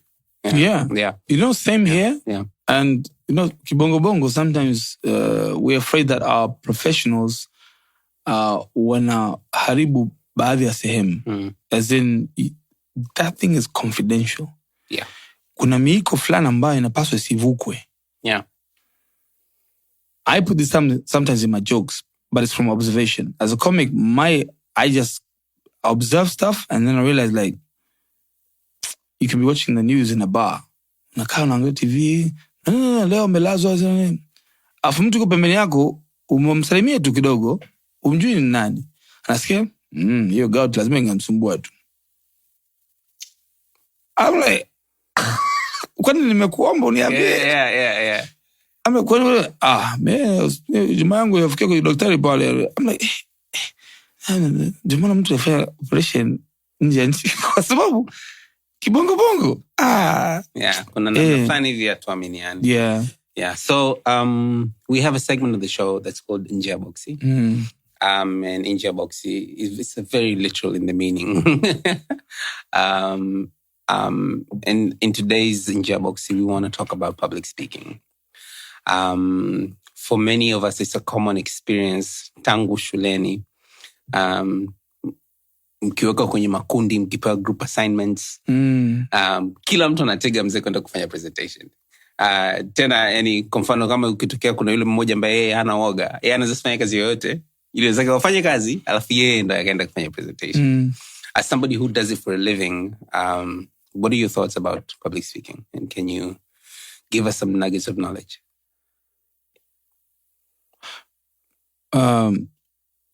Practice, it won't make perfect, but it'll make better. Pili, you have to get good at selling in life because you're selling anytime. You might be selling to your family kwamba una pitch wazo hili. Unahitaji watu wapate buy-in kwamba kiwanja hiki kitumike kufanya 1, 2, 3, 4. But the way you do it, there's a way where you can be more compelling. There's another way you can be more like, I don't know if we can trust you. So there are ways ambazo you can apply the knowledge of speaking mbele hadhara ambayo itakuwa na tija zaidi kwako. Kingine ni kazini. Everyone's always pitching for something. Everyone wants to get a better pay, get a promotion, get recognized, get the opportunities to go and study and improve themselves. Nje, Hisia, nje, whatever. Sasa you're selling yourself, you know. Hata kama unasema kwamba, me, I've got a young cousin brother. Anafanya kazi sehemu moja. Wakati anaanza kazi mwambie sikiza, don't be like everyone else. You need to stand out. Wewe kama nguzo. Yani kama kwenye kigoda miguu 3, wewe ni mguu mmoja. Yani usiku ukiwa haupo watu wanaisikia. Mtu ambaye ameenda likizo amekaa wiki 2, mtu ashtuki kwamba alikuwa likizo, it's a problem. Yeah. It means wewe haukuwa na ule uzito mkubwa. Yeah. Hata kama organization iko efficient kiasi gani, there must be your personal touch. Yeah. I'm like, what time do you report to work? 8. Go at 7. Not 7:45, 7:30, 7 o'clock. Do this. Be a team player. No? Find out more about issues nje ya himaya ambao unaifanyia kazi. Study about, kama uko ndani ya IT, study sales. No? Get a general overview.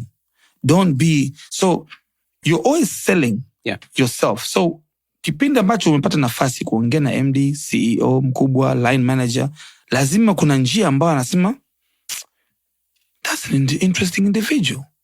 Itakusaidia. Yeah. In a relationship to your partner. No? Yeah. You're very compelled kwamba nataka tuende huku.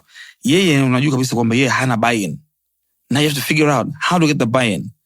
Bila kutumia, mimi natoa bells and whistles. Yeah. Bells and whistles, unajua utampeleka same out, you're excited. Atasema ndio because of excitement. Yeah. But moyo hajasema ndio. Mwili ndio umesema ndio. But ukweli ni kwamba moyo bado una wasiwasi. So viongozi, wanasiasa, they're always looking to sell. Jamani, karibuni. Hata hii mambo ya t-shirts na nini, it's marketing sawa. But we've seen before, mtu anachukua t-shirt yako, anachukua kanga ambao umeileta, anachukua na kofia, afa anakaa nyumbani siku ya uchaguzi. haujauza. So you have to be good at selling. You have to be good at selling. Yeah.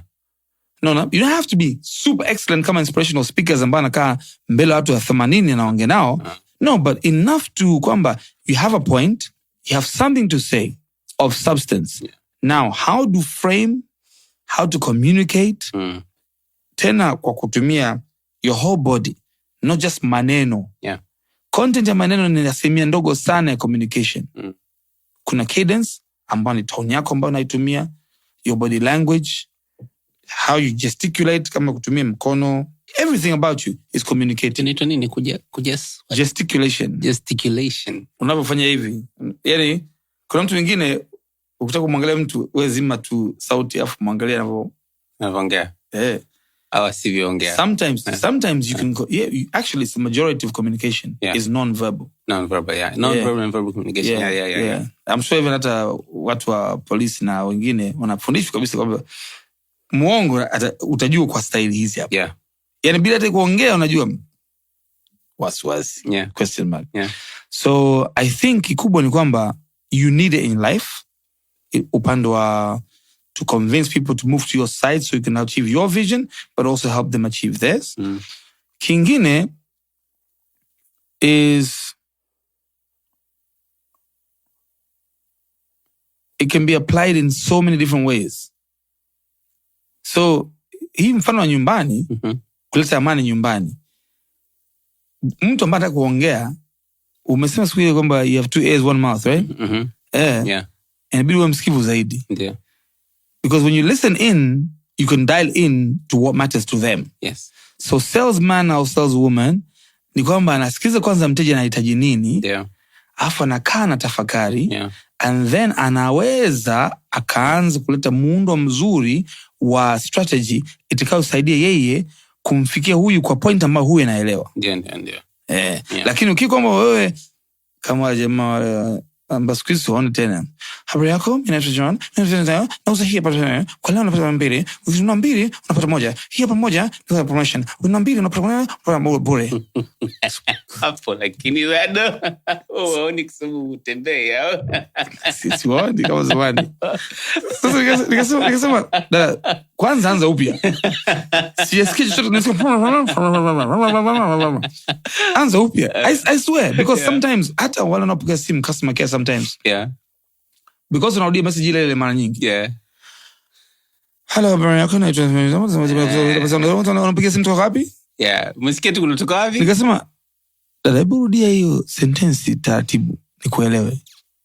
Sasa nashtuka. Asipo jamaa katumwa ni. Anaweza kuongea vizuri. Ni kama zile sala za boarding school unasema amen. Yani kama 5G. Let's get over it. Yeah. So I think it's important to understand all the benefits of such a communication capacity. Yeah. Ni muhimu sana. Yeah. So for instance, clearly public speaking public speaking communication is key. How does one become good at public speaking? Are there any tips, tricks, hacks? Okay, one of the things is actually, 1, listen to yourself. Chukua video ya wewe ukiongea, ukiwa unaongea na wenzako, au ukiwa unaongea labda uko kazini, una presentation unafanya. Chukua audio yake peke yake, bila hata visual. Alafu sikiza audio. Utagundua mengi kuhusu jinsi unavyoongea. Kumbe mimi nasemaga mara nyingi. There's an organization called Toastmasters. Kumbe wale jamaa, I've been invited for a few meetings. They count the number of times you have the ums and ers. Mimi kama mimi, nadhani kwamba wanahesabu. Wafu kwambia, ulikuwa na ums, hizi, ers, hizi. Kumbe, it makes a difference overall in your speech. Ila kwa sababu unafanya kidogo kidogo, unaonekana vile huna hakika na unachokifanya nini? Imagine pilot. Wa ndege. So yule. Ladies and gentlemen, we're now flying above, we'll be flying at 40,000 feet above sea level. The temperature in Copenhagen right now is around 26 degrees Celsius. Akasema, hello. We. Unaweza kupata. Huyu jamaa ni siku yako ya kwanza nini? So, listen to yourself, but also see yourself bila audio. Fanya vice versa. Kwa hiyo, sauti kata, afangalia video peke yake. Utagundua, kwa nini kila sana nafanya hivi?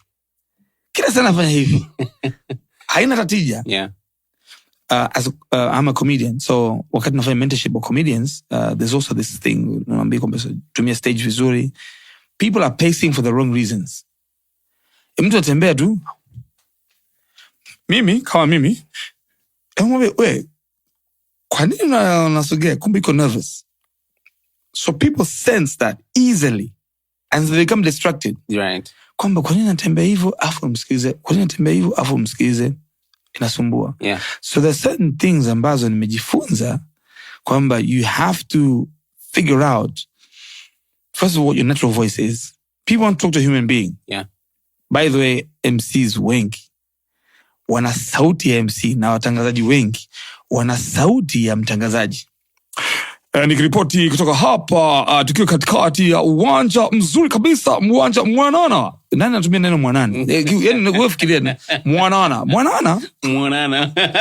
Mwanana kabisa, ulimwengu maridhawa kabisa wa shughuli yetu hii ambayo it just smells fake. Yeah. People can spot that a mile away. Yeah. Usikose kwa mara nyingine tena uzinduzi. Yeah. Yani, that boat has sailed. Yeah. So I think people sense truth, and the inverse side is they sense bullshit. Yeah. If you want to sell and someone senses bullshit, you're not going to sell. It's as simple as that. Because, when you're selling, I guess, most of the time, people buy you before they buy whatever it is that you're selling. Deal. Yeah. Because if you're confident and you ooze confidence, they become confident in what you're doing and saying. And as a result, they trust, they listen. Yeah. You can have the weirdest voice, but because you're confidently communicating it, yeah. Sauti yake. Yeah. No. Karibu kwenye Msasa, where we talk to successful people about failure. So it's the same vibe, like all presenters, that voice. Yeah. Yeah. Nikiripoti kutoka, and like, no, that's not your voice. Yeah. Mwambia, nikiripoti kutoka hapa katikati ya viwanja vya 88 Dar es Salaam, mimi ni fulani na utakea njue. All of a sudden, like, huyu namwamini. Yeah. So I think that the communication or the essence of truth coming through you inasikika kwa mtu. Okay, so record yourself so you can critique yourself. Yeah, visually and then listen to yourself and then see yourself without the audio. Inasaidia. Is there anything else? Apart from practice, ambayo nimesema sana, because that's the one thing ambao watu wanapata ugumu kufanya. Na by the way, consistency or discipline, nidhamu. Practicing is everything. You're an artist. To get good at the strings, on the guitar, requires consistent. Lakini when you practice lazima ukosee. When you kosee, utajaribu kufanya upya, utarekebisha. It's the same circle. Inarudia tu hivi. And then as time goes on, the circle basically becomes smaller and smaller as the adjustment time becomes less and less. Mpaka ina perfect that process. Yeah. Kwamba I know what I have to do. Yeah. And you still practice. Yeah. Lakini the process becomes your process. Yeah. Ni part and parcel of the performance. Yeah. Very interesting. Public speaking isn't just for general public, right? Like it doesn't have to be a big crowd. It can be a crowd of one. Bro, I've done a comedy show about the people in the audience were the comics. Yeah. Or tulipata mgeni alikuwa ni mmoja. One paying audience member. Yeah. I remember ilikuwa ni flames. I won't forget. Yeah. But you have to be able to communicate to that individual. Yeah. When there are many, and a good example is a wedding. So you've basically gone to the question. I was thinking now, sometimes it's an audience of one, and sometimes it's an audience of many. Do the same principles apply? And also, how do you communicate in ways where everybody feels like you're talking to them? Kuna kipindi fulani nilisikia sana kwamba imagine everybody's naked. Au waangalie hapa so it looks like you're looking at their, unajua. This one might help a little bit initially. Kama una aibu. Yeah. Imagine everyone naked depends on who you're looking at. I say. It might deter you. Yeah. But I would say, have a conversation. Fanya kama unaongea na mtu mmoja. Even in radio, tunafundishwa kwamba fanya kama unaongea na mtu mmoja. Sintasema nyinyi, nasema wewe. Anayesikiliza anahisi kwamba naongea na yeye. The songs which are the most powerful, anasema you. Lakini uhisi kwamba naongea you lot. You kama you. Yeah. How many times do I have to tell you? Anasema, you got that feeling. Yeah. To bigger audiences, nimegundua nilifanya concert moja, nazi moja ya bure. Watu zaidi ya 20, kwa 25,000. Watu wapende kusikiliza mziki wa asili. Wanapenda zaidi mziki wa kisasa, bongo flavor, hip hop na kadhalika. Na ndio maana mziki hiyo ya asili huwa natangulia. Inaanza mwanzo. Bwana, I want to get to a point whereby, this is a side note. Tanzania mziki wa asili unapigwa mwisho kama ndio highlight. Yeah. I want to get to the point. But Amen. Watu wakasema, "Wewe toka." Sasa mimi nikaingia kati pale kwambia, jamani, unajua nikaona kuna chupa karushwa hivi. Mimi quick reflex nikadaka hivi. Kucheki. Kuna hii rangi si ya maji. Yaani jamaa sikuwa fanya nini hizo chupa? Yaani jamaa kwa serious. Sasa nao kuongea hapa ni najua naongea kitu gani? Wameingia free. Vijana wengi, wanaume ndio 90% na. Ni kama waoni fulani hivi vijana. So now you have to figure out their language. Wewe mwana wewe bwana nimekuona hapo, usijifiche. Nimekuona wewe njoo. Kwanza njoo. People like, "Hey, amemwita mshikaji. Hebu tuone itakavyokuwa." But I was equipped with knowledge kwamba I have the microphone. I don't pass power to anyone. I have it. Unaona? Wewe unamkubali nani, msanii gani hapo? Wewe asili yako ni wapi? Mimi. Mbongo akamwambia mimi hapa ana Google search. Mwenyewe wewe unataka kufanya nini?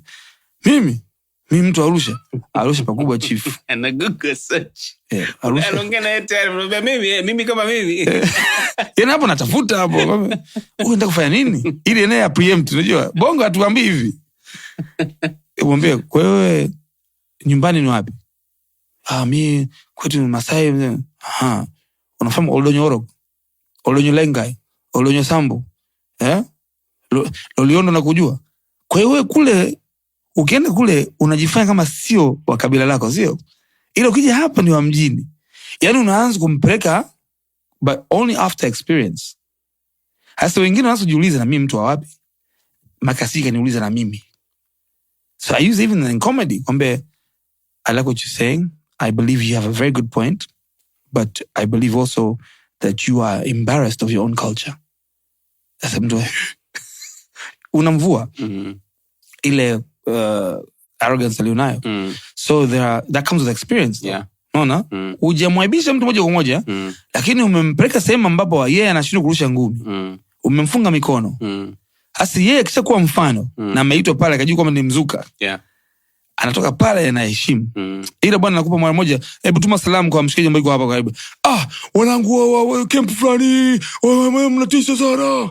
Memaliza kazi. Yeah. Watu mmefurahi, lakini message sent. I love that. Respect the vibe. Yeah. Also, yeah. So basically know who you're talking to. When you have the mic, you have the power. I think that's a very big takeaway for me. It is. And I remember, I don't remember if it was a book I read or a podcast I listened to. Ilikuwa anaelezea kwa nini stage iko juu. It's because if people are looking up at you, you are the star. Yeah. It's psychological. It's a loading effect. LAUD. It's loading effect. Kwamba Messiah flani hivi. Yes. So you have the power, you have the mic. Know your audience. You have to learn how to sell in any way possible. In life. You have to practice, because practice makes better. Practice doesn't make perfect. Yeah? So perfect doesn't exist as a standalone concept. Okay, perfect doesn't exist as a standalone concept. And there's one more lesson, which is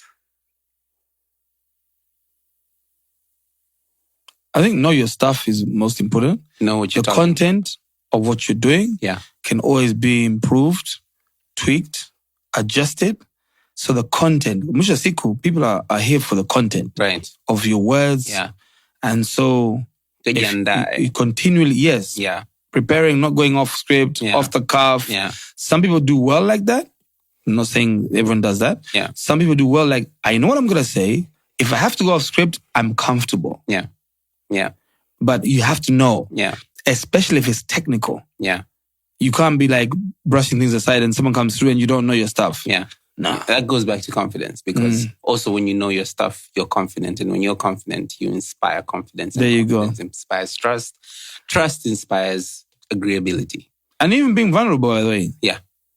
That you don't know everything. Yeah. You're like, excuse me, what is it? I am really not sure. What exactly is that? They're like, oh, no, it's like, oh, is that a thing? Yeah. Now you become the interviewer. Yeah. Yeah. So that shows you're human. Yeah.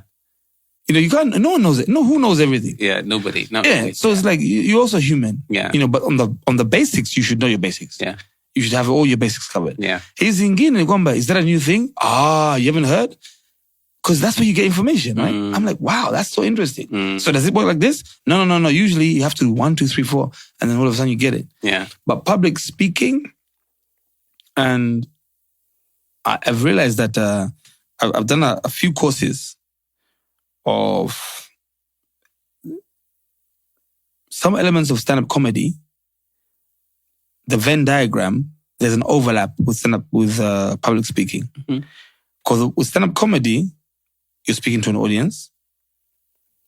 With stand-up comedy, you use a stage, you use a microphone. You have people answering back. So for someone public speaking, there's also Q&A, right? Sometimes you can get defensive. Sometimes you're not in the mood. Sometimes you're just off. But whenever someone's speaking to you and you're protecting a brand or a vision, you can't afford to have and waver because that will be communicated like, this guy doesn't know what they're... Yeah. We've seen a recent example of a permanent secretary. Yeah. She got pissed off. Someone handed a piece of paper that should have been kept under wraps. That's like behind the scenes vibes. She's like, sent. In her mind, she'll be like, oh, you're going to get it later. She forgot to put the pause here. You see? Yeah. But all these things require control. Yeah. There are certain things you will hear that are very hard to hear. Politicians get this a lot. And leaders get this a lot. Guys, tell me what you really think. Hey! And then they tell you what usually it's very quiet until one person speaks up. After that, everybody opens up. Kwanza vyo vyenyewe vichafu. Okay. Then people just start talking. And then you realize, like, I didn't realize people are so unhappy. Yeah. I didn't realize. No one told me. They shielded me from this. Why did they shield me? Because it's like a wound that's been festering. And I didn't know. No. So I've been out of touch, basically. And so I think it's important you get to understand what your mission is, but understand how people feel and be vulnerable. Allow yourself to get used to getting that. Yeah. Because kibongo hapa, kuna shikamo, mzee, nini. Someone could be a boss, but they're younger than you. You end up crouching. I'm like, that can encourage a culture of the multiple standards. Yeah. Because you're not saying the truth, like, it's just yeah. But it's not, just be honest. We're having honest Fridays. Yeah. Tell me what you think. Be honest. And by the way, so-and-so already told me she hates this idea because of this. She told you that? So really, guys will start opening up. Yeah. Sometimes they want to be validated, but sometimes they really have great points. And it's good for you to understand both. Yeah. Yeah. It gives you insight into their character and into how people generally feel about the issue. Evans, this has been wonderful. Thank you. Karibu-san. Thank you so much for your time. It's been very therapeutic for me as well. Right? Yeah. It feels like a very, very, very, very, very good lesson that will be lifelong. Yeah. I hope so. Yeah. Asante sana. Cheers, man. All right. Cheers.